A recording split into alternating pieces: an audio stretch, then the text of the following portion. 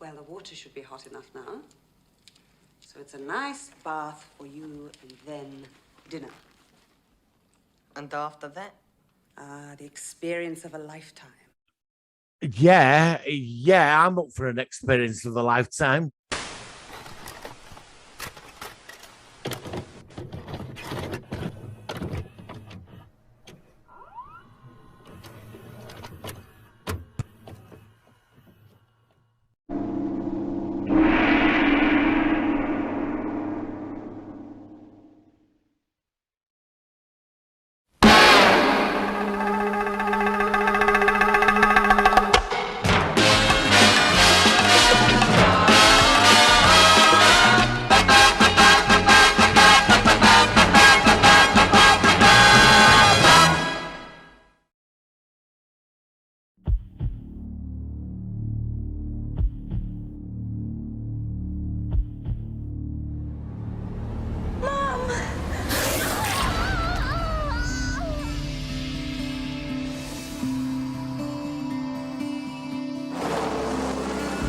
Something's been found in Stonerich Cavern. Legend has it that Stonerich Cavern was the lair of the Dampton worm. My God.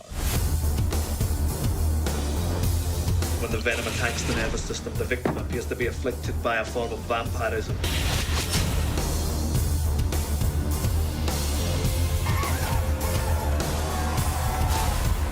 I hear you're having trouble with a snake.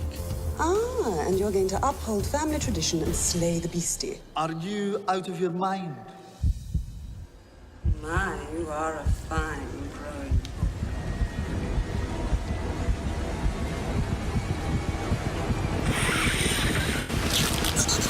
Here's to the first swallow.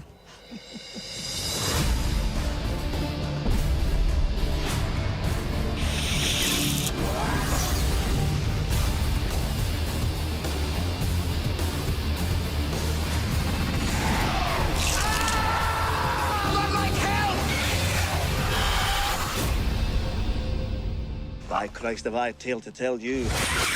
I can hardly wait.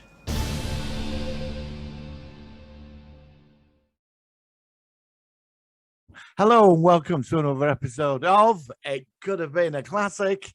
I don't know how to start with this one. This film, I've had to really go into this. It's been a bit of a weird one. It's British. It's a horror film comedy. It's based on the guy that wrote Dracula, Bram Stoker, even though this book in his writing was apparently one of his worst works. You've got Amanda Donohoe. Oh, Amanda Donohoe's just delectable in whatever she's in, but in this, she's the star.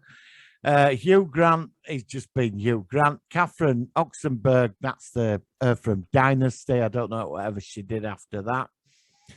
You have Doctor Who in this. Peter Capaldi is about 22. And Sammi Davis, I don't really know what happened to her career, but apparently she's been in a lot of Ken Russell films. Ken Russell directed this film. He had a movie deal, and so I came up with this. And he has detracted quite a lot from the book. Now, there is a common legend of the Lambton worm somewhere up north, somewhere in Britain, about this worm that got murdered by night, and he had to kill the first person after he killed the Lambton worm because this witch did something to his armour. And this is like local legend in this area, somewhere in Cumbria or somewhere, I could be wrong. But after he killed the worm, he had to kill the first person he saw. I mean, don't ask. And his family got cursed for 9 generations. But that's been taken in the book and all this. This is hilarious. Honestly, this film is just so funny. You know, I don't know really. This is what I love about UK filmmaking.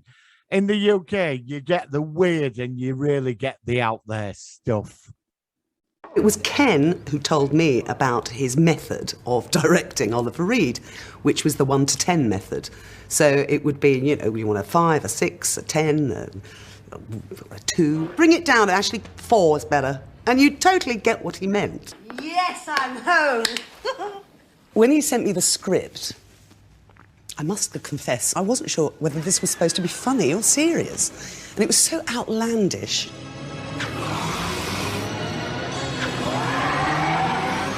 I met him and I remember saying, Ken, is this supposed to be a comedy? And he laughed. He said, of course it's a bloody comedy. What did you think it was?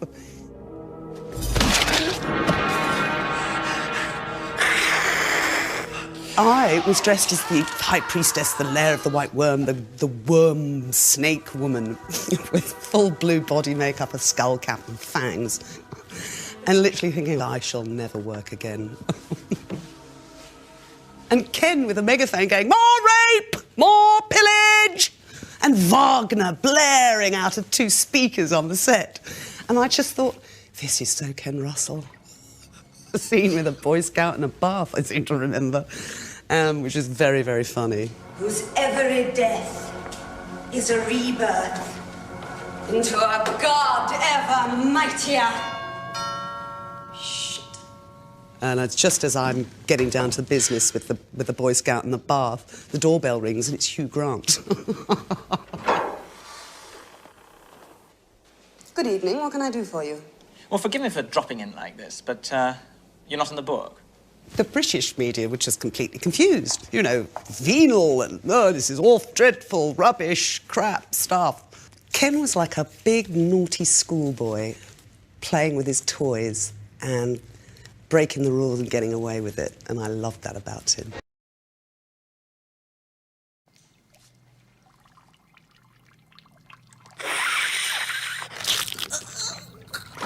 So this film was made by Ken Russell in 1985. I mean, the clip was just saying, I was a bit wary about showing this, but Amanda Donna's Lady Sylvia Marsh, right, who lives at Temple House. She picks this guy up who's a teenager up at Scouts and takes him. I mean, come on. She takes him back to her mansion and she bites his private parts and he thinks he's going for this like amazing night, you know. It's like a dream come true, and it's just so cringeworthy, but it's so funny. And Amanda Donohoe is so classy and delectable. It's just an amazing film, even though it's totally insane. The plot: Angus Flint, Peter Capaldi, is a Scottish archaeology student evacuating the site of a convent at the Derbyshire bed and breakfast run by the Trent sisters, Mary and Eve. He unearths an unusual skull which appears to be that of a large snake.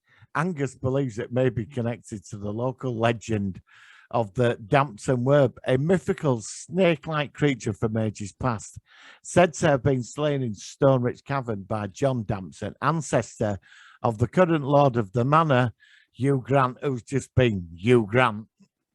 When a pocket watch is discovered in Stonerich Cavern, James believes that the Damson Worm may be more than a legend. The watch belonged to the Trent sisters' father, who disappeared a year earlier near the Temple House, the stately home of the beautiful and seductive Lady Sylvia Marsh. I mean, oh, wow. The enigmatic Lady Sylvia is, in fact, an immortal priestess to the ancient snake god Dione. As James correctly predicted, the giant snake roams the caves which connect the Temple House with Stonerich Cavern. Lady Sylvia steals the skull and abducts the Eve Trent, intending to offer her the latest in a long line of sacrifices to her snake god. Before Lady Sylvia can execute her evil plan, Angus and James rescue Eve and destroy both Lady Sylvia and the giant snake. However, Lady Sylvia bites Angus before she dies, and Angus finds himself cursed to carry on the vampiric snake-like condition after he finds to his shock that the snake antivenom he used was actually a new form of arthritis medication he got by mistake when Lord Damson invites him for dinner. Celebration, Angus sinisterly smiles and accepts his offer. Right, so that's the plot. I mean, now let's get into the film, because the film is, it's just, I don't know what to make of this. Like I said, it was made of a 3-part deal. Ken Russell was very disappointed by the novel, so he's put his own touches in there, which has done a wonderful sort of job with it.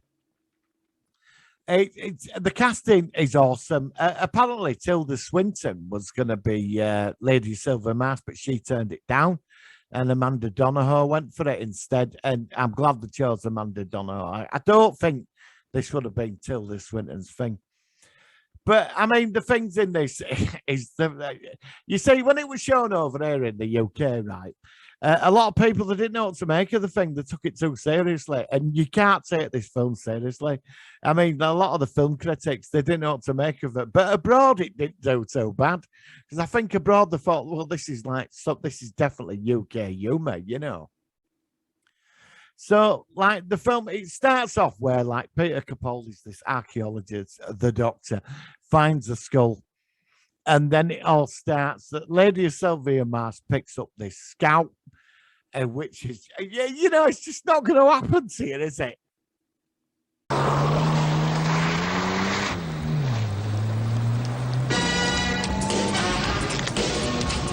There's some system you've got there.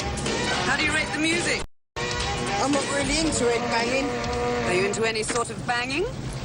So, like, you know, we're going along in film, and we get these really wacky dream sequences, right? People are disappearing, basically, and you know, even local police officers, like, wandering around Temple Manor, and she's in there, Amanda, like the serpent lady, and she invites him in, and he's been bitten by a snake or something, and it's like, you're not questioning it. You know, nobody questions it. And she sucks the snake venom out of him, but she's turned him into a snake police officer. And then, I mean, the same way, well, after she's picked up the Boy Scout and like, murdered him, basically, Hugh Grant turns up, right, at the door, dressed in, like, an RAF outfit. He's meant to, I don't know, he flies planes. But he's a commercial airliner, or he's in RAF. I mean, one bit he's wearing, I think he's in RAF. And, well, he does mention, he flies commercial planes, but I assume he is in the RAF. Well, he's like the Lord of Joke at Manor. He turns up at door, and she's got this negligee thing on, big leather boots, and she goes to the door, like, in bra and panties, and it's not a problem. It's like, come in, and, you know, I'm playing snakes and ladders, and and you're like, oh, come on, if you went round to somebody's house and all this were going on, you'd be like, you know what I mean? And it's absolutely wonderful, it is. And he's like casual and blasé about it all. And he goes home and he has this really strange dream where, like, Serpent Lady, because there's these two girls that own a bed and breakfast, so parents disappeared. That's her from Dynasty. And it's like, he has this dream and they're having this, like, sexy fight on floor dressed as air hostesses on the plane, and he's strapped down to a chair, and his pencil's rising up in between his legs, don't ask. And on top of that, there's a great scene with Amanda Donohoe where she's at the door and she's lifting up the sacred thing. It's like a big, it's like the, you know, like the skull head, and he's at the door pressing double. But she does have the mystic dildo. Don't even ask what that one about. She's like a strap on what she wears. It's not a porno. It's not right. And she's wearing this strap on thing. I mean, don't ask. Anyway, so, like, he has this dream and he realizes, he looks at a picture on his wall and his butler's there, and it's one of his family sort of taking out the Lambton worm, you know, the god Dione.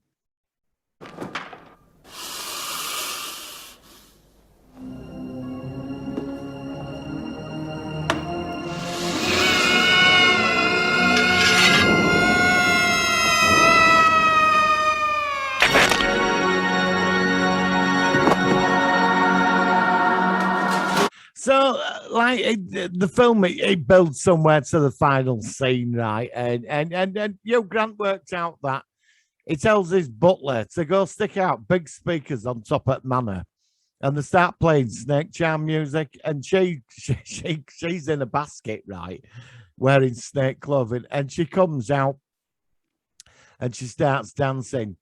I mean, they like, and all the other snake people, they go to his mansion, and there's a scene where he just chops you know, where Hugh Grant swings Excalibur or whatever. And I mean, the same where they go to her house, right, and they find the two girls' mother, and she's watching this snake charmer on telly with this like woman dancing with a snake, and she's going mother, and she like turned around with snake teeth, and then you get every time that if such a crowd, they get all these visions of rape and pillage back in Roman days, and you see like a snake lady like her face, and there's all these like snake people dancing, and all these like virgin nuns and that. I mean, it's fucking crazy. It is. I mean, I love this film for what it is. I really do.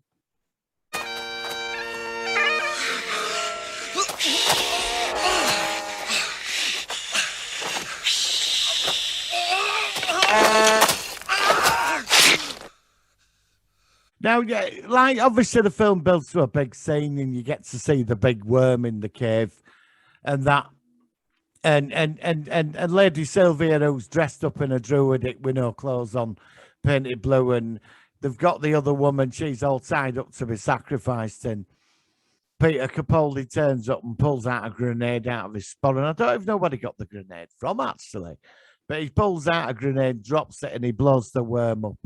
But like she falls off, he pushes her off into where this big worm is, 200-foot worm it's meant to be. And he gets her and he cuts her hand off, and she goes falling into the snake, and he saves the sacrifice. And that's basically on. Hugh Grant's gone into tunnels with some potholders to blow it up because they know there's a creature running about. But I mean, the stuff in this is just hilarious. Like Peter Capaldi taking on a snake person with bagpipes, because apparently when Lady Sylvia, when she's like, how do you say, his music, she starts dancing and loses control. I mean, it's just brilliant. This film is definitely a cult movie. Now, the question is, could this have been a classic? Fuck yeah. I'll tell you why, because this is a cult movie. A lot of people are not going to get this film for what it is. Do you know what I mean? They're just not going to get it. But I think like a lot of my age group, I actually saw this at the cinema. I saw it. You're not going to believe this, but I saw this with Fright Night 2, which I'm going to have to cover at some point. I saw them both together in a double bill. I couldn't believe what I was watching. You're just not going to get stuff. Now, the next time I saw this, we're on Alex Cox years later. He covered Lair at Whiteworm. And then I didn't see it for years. And I caught it on YouTube recently, and that got me fascinated. I've forgotten all about it, and I got fascinated by this film. This film, it's daring. You don't get it like this anymore. There's something decent about this film. It's crazy, but it's respectable in a cheesy sort of way. It's so bad, it's fucking good. Amanda Donohoe, she said, like, she had a really good time making it, and she could be badass in this film.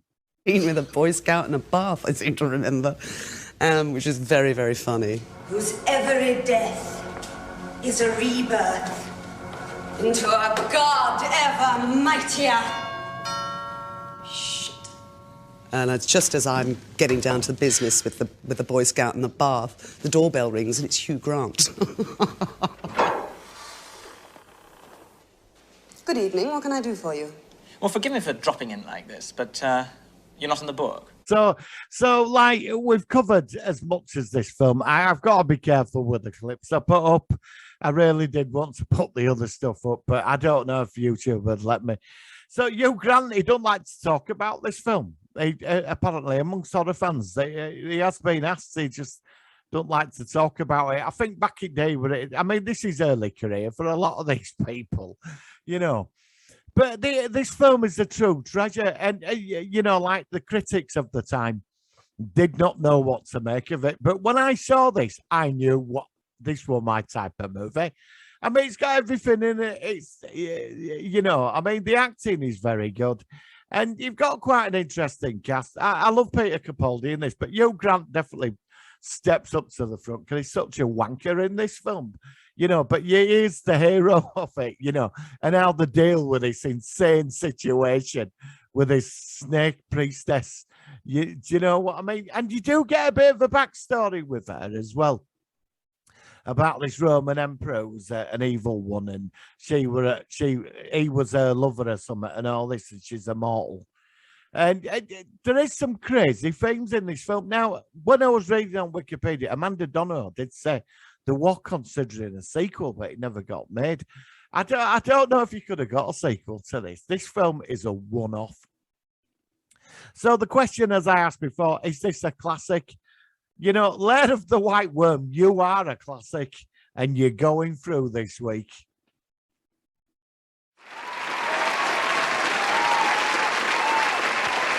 Christ, have I a tale to tell you. I can hardly wait.